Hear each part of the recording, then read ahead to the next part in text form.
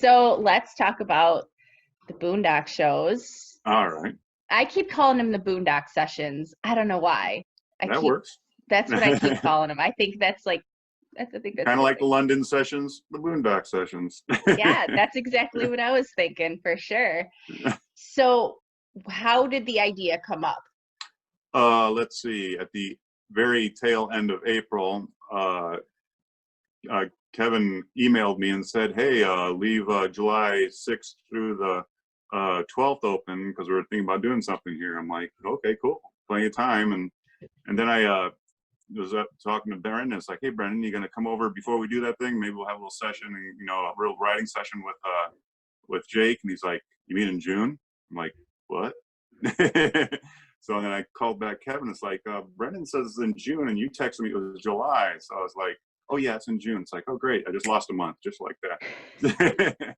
So then we were started scrambling, to okay, what do we get? Oh my gosh, what do we got to do? He's like, "We need 50 to 100 megabytes upload on our internet," and ours was like run 5. So we had to update the internet to get 35 was the best we could do on the residential plan. But from what I understand, it was still the best one. Some people say didn't have any problems. So it's like, good. It was the best stream that I've ever gotten from tour gigs, Oh, and yeah. we get See, like and all of really, them. everybody bitches about them, but it's not them. And it's like they can only do. I mean, they can just feed it into the thing, and then it's up to the provider of the internet service, either on our end, their end, or the people who are receiving it, really. And but the guy said it's like, "This is one of the fastest ones I've ever been on." I was like, "Sweet." Nice. And they put So all we'll the do tour more. gig. Yeah, let's do more. We're all about doing more, which we'll get to that question for sure. But talk about tour gigs had to put control center in your Oh, in my Volkswagen VW. bus. So Yeah. talk about that. And then I just pulled that out of my butt too. I was like, okay, we're getting it all together. And first I thought it was just gonna be Kevin and his little Mevo camera doing everything. And but then I heard Tour Gig was doing it. It's like, okay, we're gonna put that guy. I thought, well, I'll bring my Volkswagen over here and we'll put him in there. We parked and drove all the way around to get it where it was because my trailer was kind of parked there. And cut a little hole in the window in the control room and just fed about 20 cables out to them, for the different cameras, for the audio, 2 different audios, and then their own audio just to listen to that was in real time, because there was also one that was like has a delay in it, and they didn't want that. They wanted it like right now, so they knew what was coming up, especially for going back and forth with the shots and stuff. And he drove 17 hours like straight through to get here. It was almost sort of like the last minute thing. I think Kevin said, "I want it to be right. I don't want to deal with it. We're going to get the pros in." Yeah, for and sure. and then they got all the things set up for the stream and to pay all that stuff, so it's just kind of like a no-brainer. How So many cameras did they wind up putting inside there? 6, I think. I got pictures. Let's see, 1, 2, 3, 4, 5, 6, probably 7 if you count the one that was on the turntable. Like there was 3 cameras like right on top of each other at the turntable, like over there. They were, if you look, you can see them all, and then they were all hidden behind Jake. You really couldn't see. You can see a couple legs sticking out, but where his head was, there was 3 cameras like all behind him. So they did a really good job even hiding them. You can only see a couple of them, or they just kind of look like part of the room. It's like you have to really look hard, and they were big cameras too. Yeah. So talk about being inside of the booth. Like, what is your job? Your job during the streams. What is If your something went wrong, responsibility? run out and help them. I was going to run out and give them some wine, but Kevin beat me to it, and but otherwise we just have to kind of stay in there. We can't run out for like 90 minutes to go pee or anything like that. So we just kind of stayed in there, and it was me, Shane, and Greg, trying to stay as far away from we could as possible. But we all trust that we've all been practicing good hygiene and practicing good distancing elsewhere if we have to do that thing. And nobody was sick, and nobody had been sick. Most of them have kids, so they're really, they're not. They're really trying to stay clean. So talk about what that was like doing this during a pandemic. Oh man, I mean, this is crazy. It's funny. I mean, we're almost like we're busier with this pandemic, you know. It's not like going out and doing anything where, you know, like Jake would be out, you know, probably work about 5 hours, you know, the crew puts up everything, and then he shows up, warms up a little bit, they do a sound check, and they do the show, and he's got a lot of time to kill. Now we're discovering really what mothers really do. And geez, it's like, oh my gosh, it's like, how can they do this all the time? Yeah. I mean, he's got his 3 kids, and he's like, and we were a lot busier, and then like we barely have any time to like come in here and write. You know, usually the days we have come in here and write, recording and stuff, that's when he's has the kids, and then when he's doing lessons, his, you know, wife has the kids and stuff. So, and but you know, gonna pull back on lessons a little bit so we have more time to write, because we got a new album we have to get together. And we did actually, while we were here too, we just didn't do the stream. We were, you know, tracking some new stuff. I'm not sure if they're going to use everything here, but you know, it was just more of like get the ideas together, pre-production kind of thing, and then they'll take it to another studio with other producers. But they might keep some of the stuff here. It came out really good, so. Yeah, I'm not surprised. You know, all that magic going on while you're. Oh no, but I mean like of new stuff. Yeah. You know, no, there's a bunch of that's. Oh, and we're gonna get to that too, because. There's things that came from here that ended up on records, right? Like especially on the set list, there was a lot of the songs that were like done here, and that's what I really dug about that too. But we'll get to that. I'm talking to the wall. There ain't nobody over there. Ain't nobody over there. So I mean, everybody's gonna want to know. So let's talk about the new songs before we forget about that. How many songs did they write while they were there? It's like 6. We just ran through 6 of them, you know, and tracked them all out and got some ideas on them and stuff. And then there's still a bunch more, you know, they're just putting all these ideas together and see what sticks, see what they really dig. Yeah, for sure. So are we going to see this again? Are we going to see some sort of a consistency? It was pretty successful, so I streams? can see it. I can see that. I mean, especially depending on who knows if this goes on through 2021. I mean, I'm sure we'll do at least one more here, if not more. You know, we got it set up. So it's all up to Kevin and those other guys. I know they have other things planned, other streams planned too at different places. So I mean, there's going to be something coming through elsewhere too. And you know, we couldn't believe, you know, we got such good sound too, because we were basically running through a computer and not through a regular soundboard kind of thing. So we were just, you know, hoping the computer didn't crash, and we even had a backup where if it did crash, it would still send the sound through. It might not be recording, but at least it's still going to send the sound through to the people. So what do you think was the most difficult part about all of this? Oh man, I don't know, driving back and forth to the house every night now, because everything really came pretty cool. We had Greg Majors, you know, he knows what he's doing, because he does streams for Lollapalooza for the last bunch of years, and he does all those kinds of things. And then Shane, he was a tech guy, you know, he figured out stuff that, you know, would have taken me probably a full day to figure out. You know, it made me feel not so bad about, it took him an hour to figure out some stuff between our interface and the Pro Tools, you know, that it was just because we added one of his interfaces and we had to get it to everything to talk to each other, and he did a great job on that, and I just thank God he was here. And he's also a great guy. I mean, both those guys are so much fun to hang out with, and just good guys too. Nice. So how long did it take to get everything ready? How many days before the actual streams? Well, we started like a week and a half or 2 weeks before, cleaning out the place, rearranging, figuring out what we needed and what we didn't need. There's like knick-knack hell around here sometimes too, so we kind of got all that stuff out of here so nothing get knocked over and stuff. And then we got a new rug, totally cleaned out the place, rearranged keyboard world, took out a couple amps.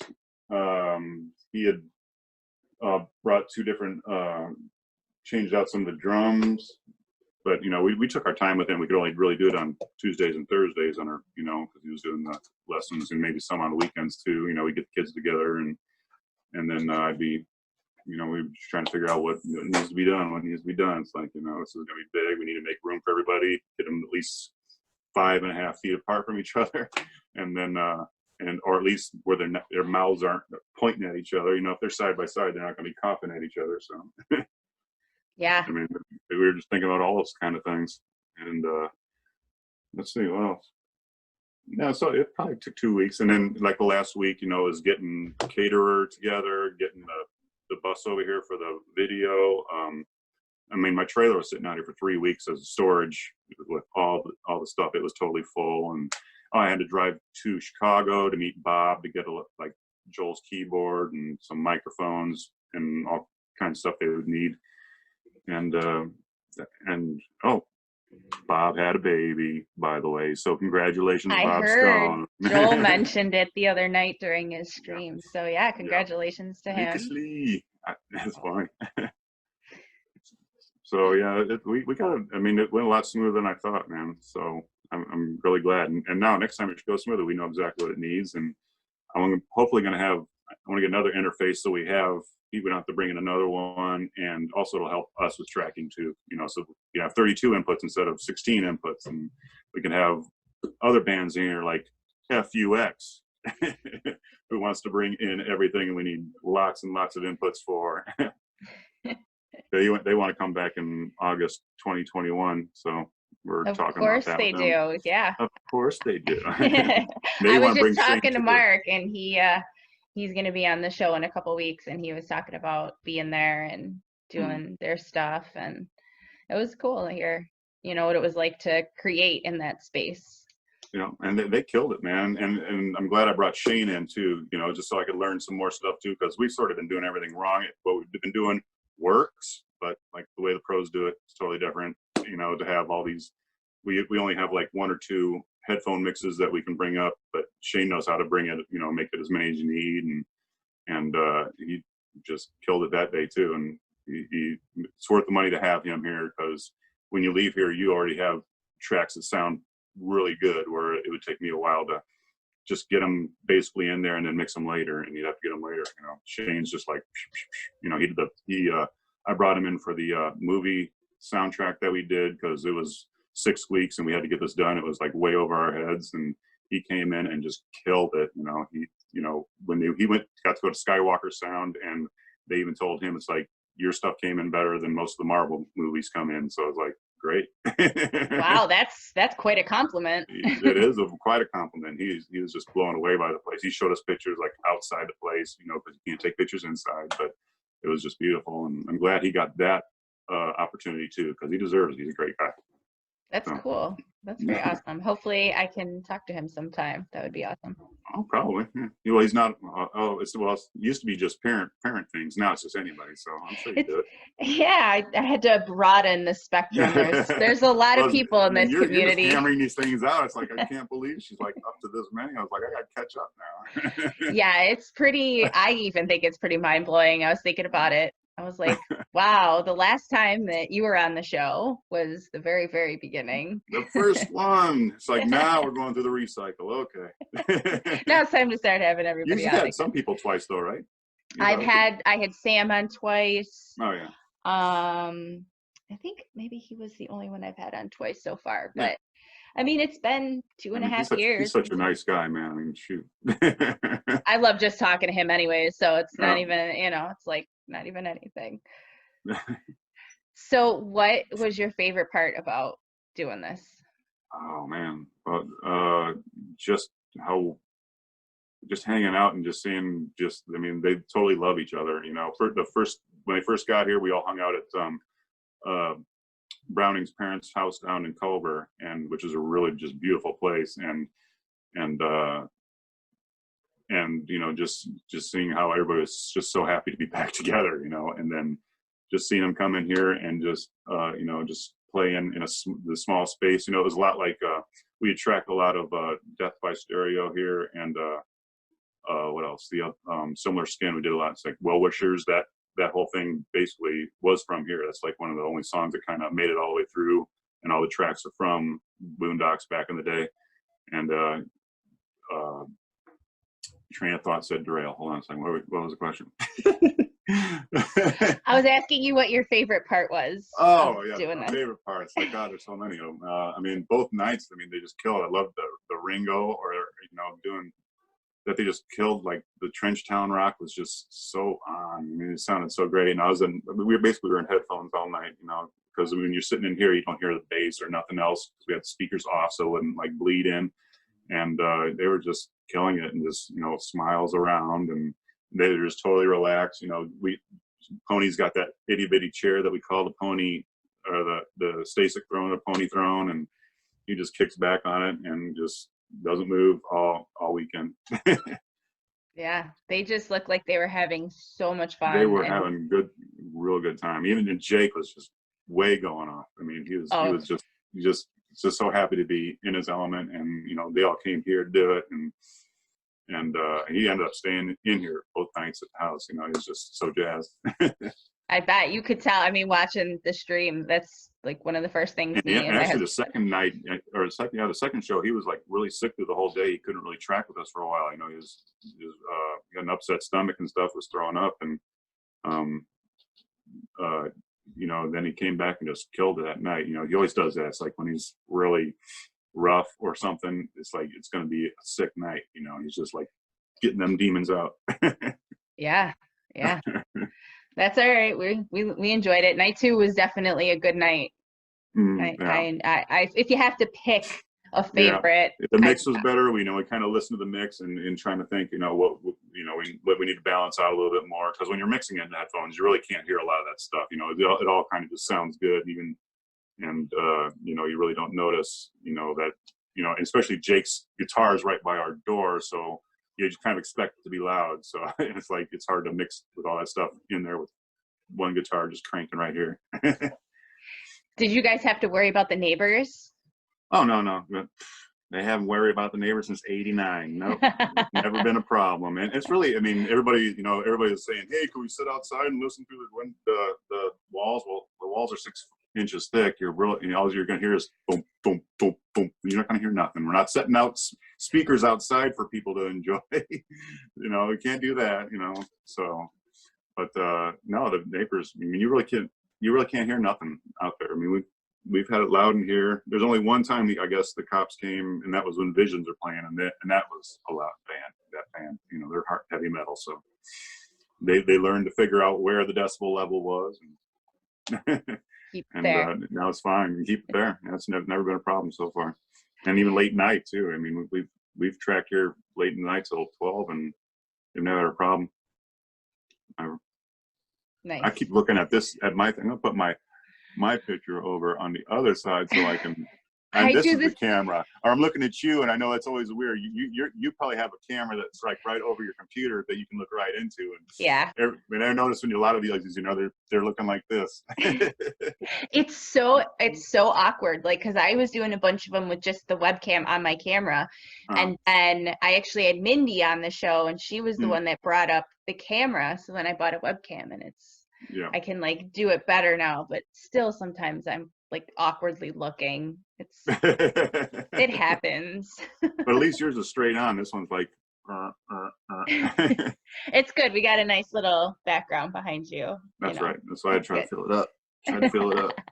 No, I was even like trying to for the whole thing. I was like, okay, which guitar should we hang up? We should probably hang up GNL. Make sure it's all GNL for sponsors and stuff like that. But we were gonna have the Earthworks mic, but those ended up being too sensitive for the room, so we had to just go back to some just regular old live 58s, so it wouldn't pick up everything in the room when we were singing.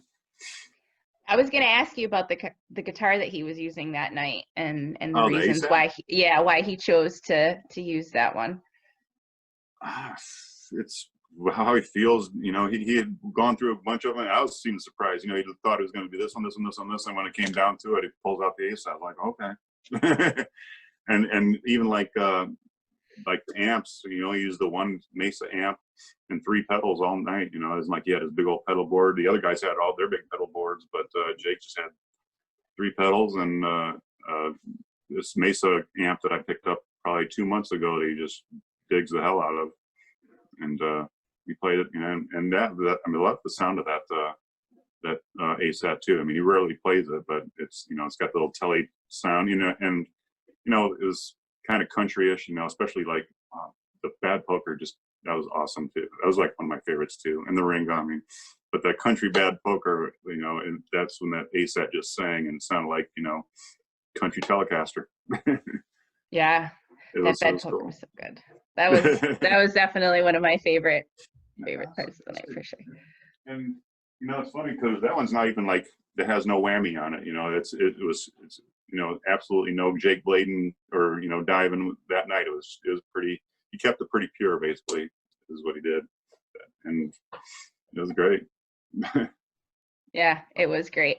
Are there any plans to take any of the songs, or maybe songs that weren't on the stream? Did they play anything that they didn't film? No, it was you know, as soon as the stream started, they played the set and done. You know, yeah, that thing is, oh, are we on now? That was fake.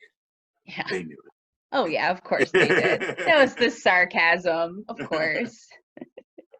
Dry humor, dry Midwestern humor. Yes, yes. Is there any plans to release this on vinyl or anything like that? I don't know. Not that I know of. They keep me in the dark. You know, I'm not on the business end of it. I think it'd be cool, you know, if they really.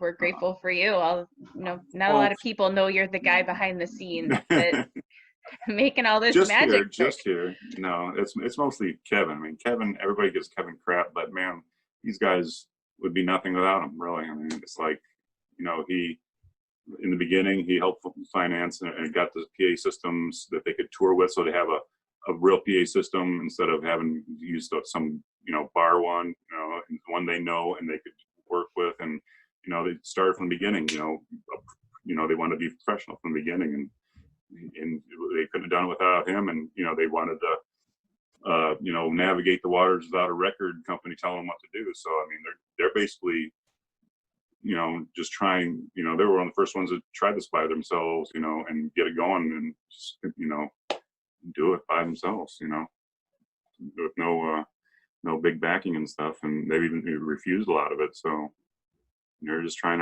their best. Yeah. And they're doing great. Working. It's working. Until some virus comes and just stops it all, just like that. But you know what? I think that considering everything that happened, they've been able to pivot and, you know, okay, well, this happened, so this is what we're going to do now. And, you know, them doing the lessons and then having the stream. And I mean, that's been amazing. The lessons where those came in, and those are great. And like the wine not just taking off. And I mean, but that's so fun. I mean, Brendan and Annie are just so awesome together, and you know, it's funny. They're just so cute. It's so much fun. I have it like written down every Friday. We're like, why not? I saw him today, and I asked him, it's like, you doing it tonight? It's like, no, we did one on Monday.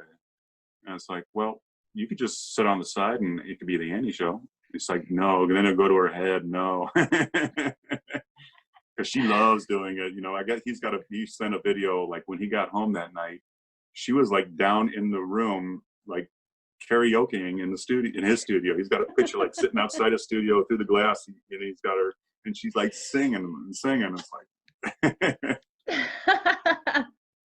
that's so funny. and it's amazing what her and Mary does too. You know, for, you know, that with their 100 days thing, man. It's like, I'm still trying to get it. I mean, that's a big commitment, 100 days. I love it. But I mean, it's a positive thing. So it's like, I got to jump into it. I want to get my wife into it. You think But back to the session. Yes, back to the sessions. The bass was in the toilet, so every time somebody would go into the bathroom, Ryan would turn on his bass synth and go make weird bass noises, you know, the brown notes while people were sitting on the toilet. That was fun. The reason for that was because of space or sound? Sound. Okay. Yeah, I mean, if it wasn't for that, it'd probably be the guitar in there. But we wanted to keep the bass Romeling and all the other mics and stuff. So that was that. And we didn't even have that loud. It was more just fill out the bottom end, and then there was direct line into the thing for like the picking part. You kind of blend them together. Even they do that live too, where they got the direct input out of it, and then they also have the cabinet mic to fill out the air bottom end stuff. It was cool. Yeah. So I had to borrow microphones from Vegetable Buddies, and a couple other places, and we had borrowed all these huge gobos, to block off sound. We borrowed them from Andy Peck, who owns Dirty White Couch Studios, who did the first 2 Humphreys albums before Jake was there. When it was back in the Napa auto parts store, and we didn't use any of them because they were able to blend themselves in the room really nice, and we didn't need them because they would sort of block cameras anyway too. So that worked. That was nice. And so they were just kind of sat there, and we even had stuff in the garage, being ready if we needed it. It was there, but a lot of it didn't even need because it just was so simple, and we just kept it easy, and it worked out great. it sure did. So the band didn't finish Remind Me. Yes, because no double drum pedal. Yeah. And it's funny. It's like, if you guys would have told me, I probably could have found something. But it was until the very end, about an hour before. It's like, well, so it'll be funny if they just come out their first big show, and then there it is, or if they come back here and we do have a double drum pedal, and we'll finish it then. It's been sandwiches that a couple shows long, right? Yeah. They've done that before. It's okay. When there's nobody around to eat the sandwich, it just kind of sits there. So stick it in the fridge so it doesn't get stick stale. It's all good. Put it in the fridge. Let it get funky in there, and then we'll bring it back. There you go. Perfect. Oh man. Yeah, it was a really good time. And then it took us probably. Usually it takes longer to break down a show, but this one, we took like a week and a half, get everything out of here. And like just 2 days ago, I finally took the trailer away, and we just have some stuff in there where like the knick-knack stuff. Now it's like, okay, what stuff do we want to bring back in here, or find a place to store close, maybe up in the attic here or something, because we kind of like the cleanliness of it now, and the how open it is. There's lots of room now. And it makes it easier for the next time. You don't have to for the next time. Move or when Fox comes in too, when Mark Sultan comes. When Mark Sultan comes, yes, we're all ready for him. And that's only if there's a vaccine. Otherwise, we do have a backup studio in Elkhart. That's really nice. So is that the rule then now for the studio? Other bands that want to come in there? Yeah, it's only Humphrey stuff right now because Jake's kids playing here all the time. So we got, if it was just a regular studio, we'd probably be into that. But and even then, we really don't have that many bands anyway come in. It's either by invitation from Jake, or Willie Waldman brings cool stuff in, and we work with tracks with him. He brings all these LA tracks in, like Chad Smith from Chili Peppers, or John Avila from Oingo Boingo, or Norwood from Fishbone, just all, or then he played, and he gets these tracks with him and Myers playing together, when Myers was living out there anyway. So, I mean, he puts all this stuff together, and he brings stuff in. But his stuff, we've moved to this place in Elkhart too, because we just gotta keep it cleaner for kids. Yeah. Yeah, and he really enjoys having his kids in that space, and that's what's important. Yes. So we got a pool out back. We got a big old pool for the kids finally up last week. We were probably 2 weeks behind on that. We probably should have had it up for the show. It would have been nice to have a little floaty pool back there. I don't know, why did we think of this? Let's get the pool up. Have everybody out there just lounging. Yeah. Lounging. That's funny. Next time, hopefully maybe in August or something. Depending if they have summer camp yet. Because from what I understand, a lot of stuff is still moving forward in summer camp, but I mean, they have a date set, where they're going to make the call on it or not, and the way all these other ones are dropping by the wayside and cases are going up, it's like, I don't know, it's not looking so They good. just, But I we think they just made just we made a canceled commercial Bonnaroo. for it. Huh?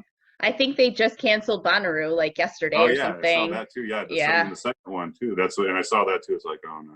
That's not good. And it's probably not. It's probably the right thing to do, you know. But You said you just made a commercial for summer camp? yeah, you know, just in case they have it, you know, and we might use it for next year too. It wasn't Jake. Well, Jake might put something on it later, but it was with me, Willie, and Mo, the head of security at summer camp, is a rapper, and he's coming here twice to lay some raps down. Like we got a rap from Snoop Dogg even through Willie, and you know, he put something on there and stuff, you know. So Cool. it's kind of cool stuff. I bet. That does sound I cool. mean, Something really, it's different. like since Suck City came out, this thing, we've been doing a lot of stuff that's just been happening. It's like kind of crazy. You know, before it was just kind of laid back, make the tune so they can, you know, bloom them later somewhere else. But now it's like it's done. You know, it's like from here it goes straight to Ryan Hewitt or Greg Majors or something, and they mix it, and it's gone. You know, we don't have to go to another studio. They're happy with what we're putting out. That's awesome. That's good though. That's good. Did you hear the new Suck CD with the horns today too? I didn't listen to it yet, but I'm gonna listen to it. It is good. It is good. I heard a little bit of it because I think it was Brendan was on with Jeff Coffin and they were on something and he played like a little bit of it. So I heard like whatever he played on there, but I didn't. Coffin's not on it, is he? Yeah, I'm pretty sure he is. Oh, he is? I thought it was just the Mad Dog guys. I thought Coffin was on there too. I could be wrong, but I thought he was on there too. Right. I'd be surprised if he wasn't, honestly. I think, well, the Mad Dogs guy, they one of those guys is a sax player, right? Yeah. Yeah. But maybe he was just showing it to Coffin. It's like, check this out. Check out the boys. And Coffin's been busy too. I heard he's got a new album out too, so I'm sure he's doing his thing. I feel like that's the case for everybody right now, is that we're all actually busier than we thought we would be. Mm-hmm. You know, it's creating in different ways. And of course, with the kids being home, if you have kids and, you know, trying to figure out how the parenting piece works with doing whatever it is that you do. And juggle. It's been a big juggling act. It's been fun. At least, you know, you get to spend more time with kids, but I mean, it's got bad sides to it too. So hopefully people start wearing masks and we don't have to homeschool again. I know. I don't know. I'm not feeling very confident about it. I'm not feeling very confident about public school in the fall. No. All right. So I don't know. You want me to see this? You want me to show you anything around, or let's see? Yeah, I mean, if you want to kind of just. Let's see. He didn't play the Gibson at all either. I thought he was going to play that even too. He played the Gibson on some of the new songs. You know, he definitely switched up guitars when we were tracking stuff, but for the show, he didn't want to break the pace while it was happening. So, and even like when he's live, it doesn't change unless he breaks a string. So, or the song calls for something drop D or the 7 string of the nether, which is just not ever gonna happen. It's never gonna happen. I was even thinking it's gonna be like now. It's like, and I told Brendan bring the 7 string. Oh, I forgot the 7 string. Thanks, man. Thanks, man. I know, right? Or that'll be their first song they play. They'll both come out with some 7 strings, and people will be like, "Oh my God, it's really happening! It's really happening!" So Jake said something. Then a string will break. Yeah, and then they won't be able to do it. No, Something will happen. It'll never happen. So Jake said something about the heat being an issue with the guitars. Is that a real thing? Because well, that's basically what put Mother Earth out to pasture, is she can't handle the heat and humidity, you know. And that Tuesday before, it was that's when that tropical wave came up from Louisiana. It was like 92 and 90 humidity here, and it was super hot. And our air conditioning was barely keeping up with it. And then the next day it cooled way down. So it was like, it kept on changing and stuff. So I mean, yeah, when humidity and temperature change and go back and forth that big, yes, it'll throw stuff out of tune. Especially like the ASAT, he rarely plays it. It hasn't really been set up in a long time, so I mean, it's gonna be a little finicky and stuff. But you know, they did it fast, and they tune because they care.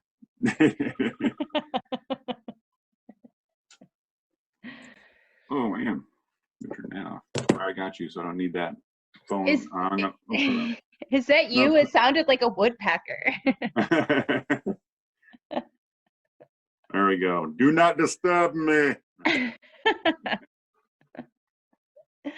Yeah, if you want to like take us around, I mean, kind of or like show. just like a walkthrough. A lot of people really haven't seen stuff, so I mean, they've seen on the stream, but you know, kind of show everybody so, you know, around. So we got we got these old URI speakers that we you know, once we mix an album in there, then we bring them in here to test it out on the first one to see how it sounds on these.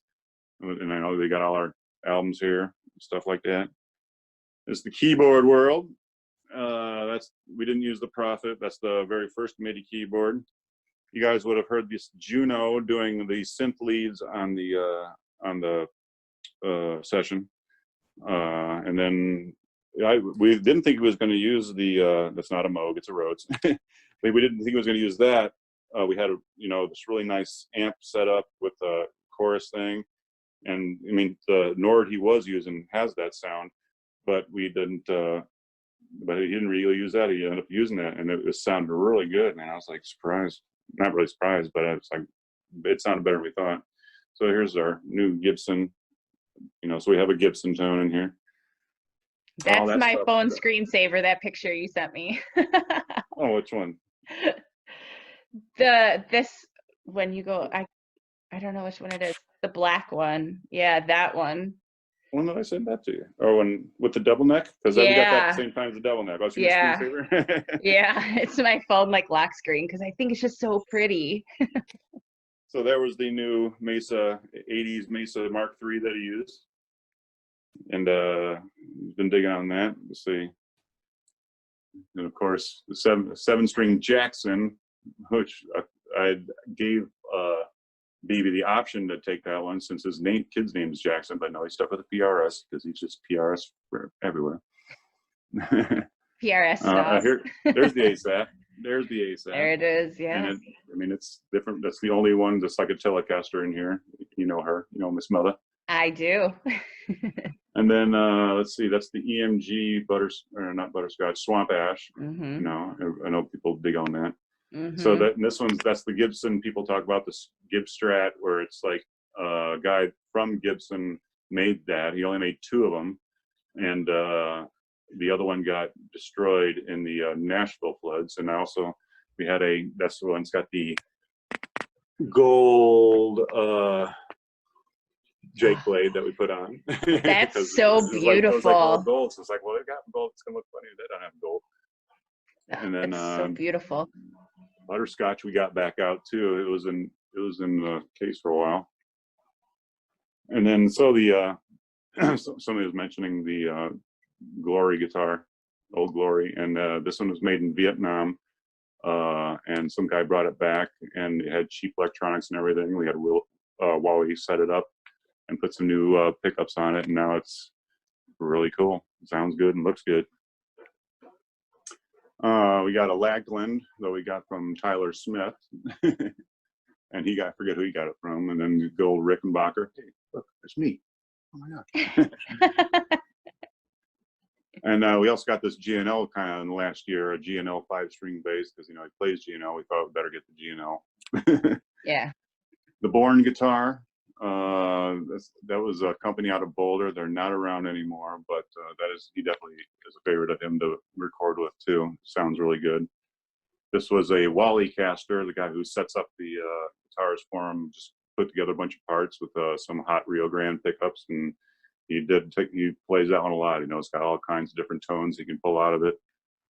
And then let's see, we also like to show off our 1932 RCA microphone. The first year they were made, so that's why it's the only year they made it in that color. Otherwise they're all silver and stuff.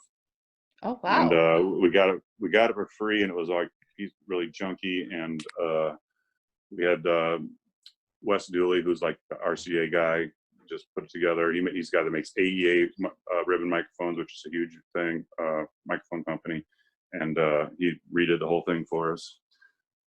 Our 1893 piano, you guys saw on the slate. Love that tune. Thing. Yeah, and you hear it on the Eastern Quarantine Big. We were just talking about that today, how a lot of times we had the mics do them real close, but with Eastern Quarantine they were basically back over here, so you get more of a room sound, for and just more melancholy kind of stuff. These are his first drum sets too, from way back when. There's 1964 Premier. It's actually a 9-piece set with double drums and like 6 other toms that we can put up there, and that was very rare in '64. Had to have like who had that kind of setup was Ginger Baker. He had always had a double. He was like one of the first double kick kind of guys. Here is there we go. Pedal hell, where he keeps all his pedals. They're old phase shifters and gas pedals and a little Moog. But this is what he used that night. Basically, it was just you got to have the tuner, and then BBE crusher, and then this is a circuit bent thing that I got from Deltronics, where it was broken and they put a new chip in it. So it says delay, byte, feedback, and time, but they don't do any of that stuff. It's just like twist it until it sounds kind of cool. And he's found lots of cool sounds and he knows where they're at. And then the basic delay. I just got this delay for somebody else, and then when he started doing the lessons, I was like, well, it'd be kind of nice to have a looper, wouldn't it? So you can kind of strum some good things and then solo over it when you're showing these people. He's like, yeah. And now he's just been using the heck out of it, for the delay and everything, because it's got all kinds of delays. I know, it's like, what else could we do? Oh, here we go. Yeah, let's go. Yeah, go into the big speakers, the big KRKs. And I guess Ryan Hewitt saw a picture of those and was like, oh my gosh, where'd you get those? Because I guess his dad had a pair of them. I guess his dad was a mixer, and that's the same ones he used to have too. And it's like, wow, we got them on eBay. That's like, so oh my cool. gosh. It's funny, the little circle stuff, and then so we'd all be sitting in here and listen to the band play. I got a full video from in here too, where I had just in case they wanted to splice some of it in for a later thing, of us doing our thing in here. It's just a side shot of Greg. I'm still putting over there. So let's see. This is our stuff from when we used to mix through the board before we went to the computer, like all the stuff that Living Room was done on, and like even like some of the well wishers, it was all going through this stuff. What else? There's our other side with the universal preamp, and this Focusrite's been with Humphreys. Kevin gave us this a long time ago. This, they weren't using it, so I was like, oh, give us anything you guys ain't using. Yeah. That's how we got a nice Telefunken mic too. Let's see, the AK-47 tube mic. We didn't use this one at all though either. It was a little too much for it. Telefunken. It looks just like a Telefunken U-47 with leather. That's cool. There's the old Beatles that were staring at BB from across the room. The Beatles for Sale album. Very cool. Let's see. You had Bayless in the corner. Yeah. He actually had it up on top of that, and we moved this stuff back in. We made this rack of old stuff that he can plug in and just make a new effects chain, and then put it through the old 412 nobody ever uses anymore because they're so heavy. Nobody wants to carry them into a bar anymore and blow the bar out. I bought this little Gibson. He's been digging that because it's tube and it's like you can crank it and it won't be super loud, but it just has a really nice, rich sound, clean sound. This is the RE20 microphone he was singing into, and that was built 15 miles from here in Buchanan, Michigan, when Evie used to be here in Buchanan. Very cool. There's the Leslie cabinet under the Taurus. I don't know. What else can I do? Well, I guess that'd be it. Shit, that's. Yeah, I think that's everything in there. It's really not. It's such a small place.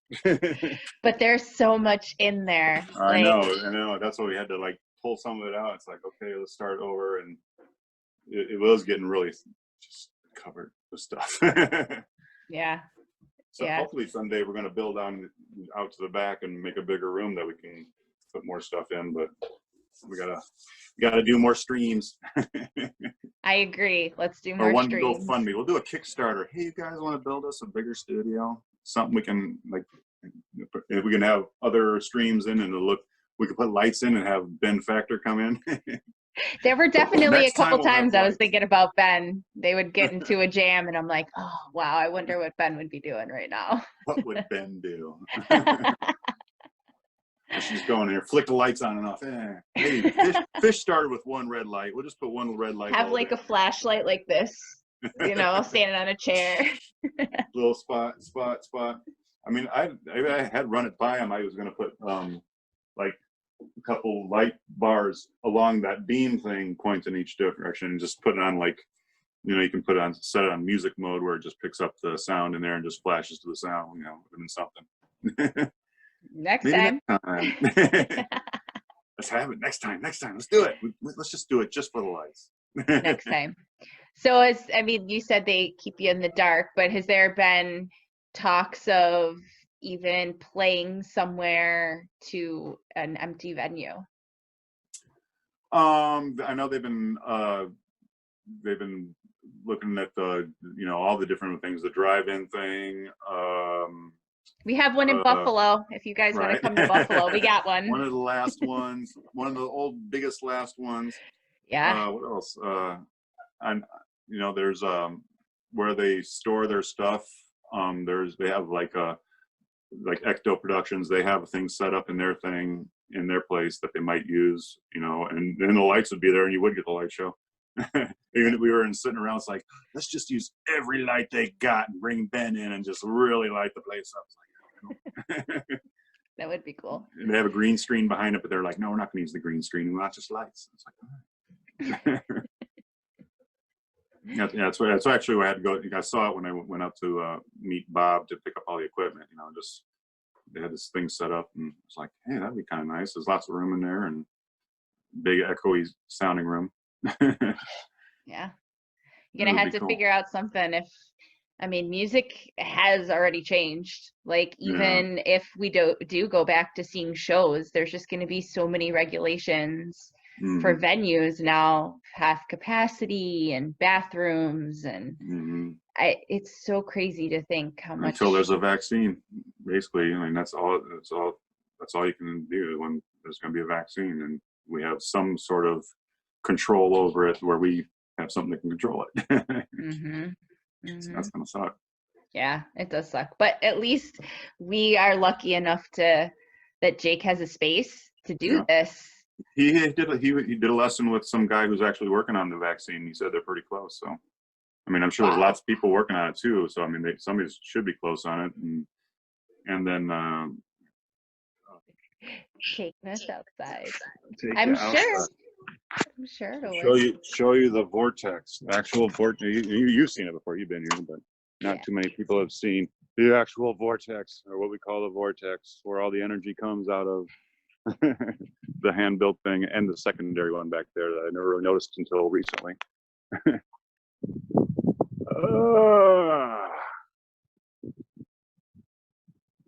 Good old boondocks. And it used to be a horse barn, if you look at it here, just ratty looking on the outside, but you go inside and it's beautiful. It's grow with love. Oh, back over here. Here's the pool area. All right, hopefully. Now this is where we might drop out. There's the Nice. pool area with our obligatory unicorn. Nice. I need one of those unicorns. We got a pool like that too. I need one of those unicorns. And Mrs. C just keeps this place absolutely beautiful, man. It's like she loves her flowers, and we love her for it. Mm-hmm. Oh. So beautiful. Uh-oh, someone's up in Jake's car. maybe they're putting some oil in it finally. Okay.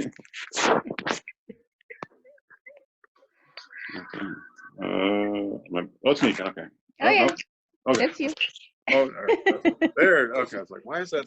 What's that blocking? Oh, it's my thumb on that side. Did they get to sit? They were watching the stream inside. Yeah, the first night it didn't work. It actually, it was kind of funny. It failed in there. It's right there. Oh. And then I couldn't jump out to go fix it for him. So the next night I was like, okay, Kevin, you go in there and check and make sure it's working from time to time. Or if she comes out and says it's not working, here's my password. So I gave him this iPad to play it off of and stuff.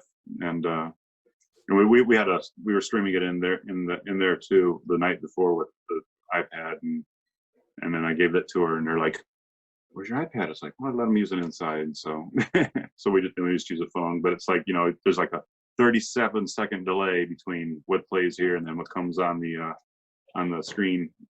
So it was kind of weird. Yeah, I bet it was kind of weird. There's a jamming. Oh, there's jamming. Okay, here it comes.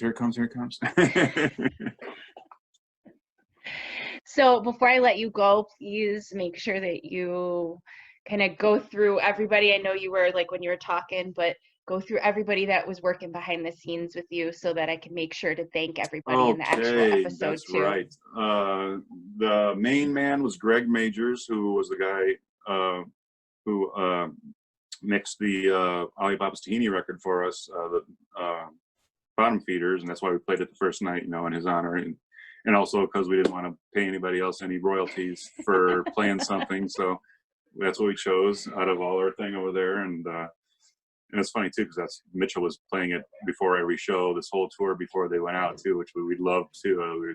Thank you, Mitchell, for doing that, because it was so cool to walk into that like Fort Wayne and just hear it over the PA. Man, it's like sweet. Yeah. It's a really killer sound now. He did an awesome job. And then Shane Hendrickson, who since he was working at Ivy Labs way back, when it was still open, and he was always the basically running the computer for those guys, and Ed doing all the quick editing. I mean, he's just unbelievably fast. Just if he hears somebody talking about an idea in the next room, boom, boom, boom, boom, he's getting it ready for them to. Hey, can we try that? Can we try it? Oh yeah, I got it ready to go. I mean, that's just how. And just one of the nicest guys you ever met in your life too. And then Jake Sam, I was trying to remember who's the tour guides guy, because he was the other Jake. Jake Sam was his name, and he's usually the guy that runs the camera in front of the stage. He's not the guy. He was doing actual directing and doing all that stuff, and so he did it all this time. But usually he's the guy getting the shots on the stage. So all you Velociraptors on the rail might recognize him. Next time you'll be like, "Good job on the session, dude." If you ever get that chance to get on the rail again, hopefully we'll be on the rail someday soon, right? Or I'll at least be back by Chris, where it really sounds good. Where it sounds the best, because that's where his ears are. And of course, so yeah, it was basically that. And then everybody knows KB, Of course, yeah. Oh, so and then catering, Dacia Amster, she's been, she's known these guys, since Alibaba's from the very start, and she's like, even like a couple years back, she's like, "Hey, if they ever come in, you want me to cook for them? I'll be glad to." And I was like, well, they have this kind of a special diet thing they do, and I was like, "Hey, why don't we get her to cater for us, because it sucks having to run out and get everybody's order every time." They just sent the menus. She had it done. And it was absolutely delicious. And she had a helper, Melissa Rizzo, and Melissa's son's he's like 17 years old. He's going to take some lessons from Jake too. He says it's kind of fun. So yes, we got Daisha and those four of us. I mean, we couldn't have many people because we were still distancing. We didn't want, you know, a bunch of people here. Even like Shane was we were almost not going to have him, just keep, you know, as many people away as possible. But it's like, you know, me and Greg were like, we need Shane. Shane is the man to figure stuff out, to run stuff, you know, because, you know, I wouldn't be able to run that thing in there under pressure like that. You know, I can do it when we're just hanging out here. It's no problem. But if there's, you know, I don't want none of those people bitching about me and my mix. I've seen those people on Velociraptors and on Discussion and how mean they can be, you know. Jeez. Nothing's Everybody ever just good calm enough down. for them. Jeez, we're trying our best. We don't have lots of money backing us. So and then of course Mr. and Mrs. C just being so gracious. I mean, you know, Mrs. C, she's just like unbelievable woman. She was probably excited to. Oh yeah, she was happy to have all the guys here, and she knew her son was just happy. Just, and you know, anything that is for her son, she's like so happy. All right, it's very, very nice to see you again. It's very nice to see you too. I always enjoy seeing what you're writing on here and stuff like that. And now every time I hear Hodge, I think of you with Dropped Among the Crowd, and I finally hear it's like, oh, is that where it comes from? Oh, geez. That was cool. Yeah, it's so perfect though too. It's just it simply solidifies the whole meaning and the purpose and my vision for it, and it was just perfect. It was perfect, like the phone call. It was perfect. It was perfect. All right, it's very good to talk to you. We'll do this again more often. This is fun. So yes, let's do that. All right. It was really good to see you. Bye, Drop It Among the Crowd people. It was nice hanging with you guys. Listen to all these podcasts. Sarah's awesome. Thank you. You really are. You really are. Thank you. And thank you for always supporting and believing in me and my thing and your thing. Okay. And my thing that we're still doing. Yep. Yeah. Say hello to everybody. Say hello. You didn't bring the kids, did you? But it was just you and your husband. That's right. Yeah. Oh no, I met him in Indianapolis. You brought him to Indianapolis. You did. Yep, right. You did meet Brendan. Okay. That's right. Yep. Okay. I do remember that now. Everybody said hi. I will, and same. Tell everybody I said hello. I will. I'll go say hello to Craig right now. And Mrs. C should be home now too. So. Awesome. Yeah, send my love. Maybe I'll just bring him on in here. Hey, hey guys. Hey guys. All right. Take care. Yes, you too. And stay safe and stay healthy. You too. It was good to see you. You too.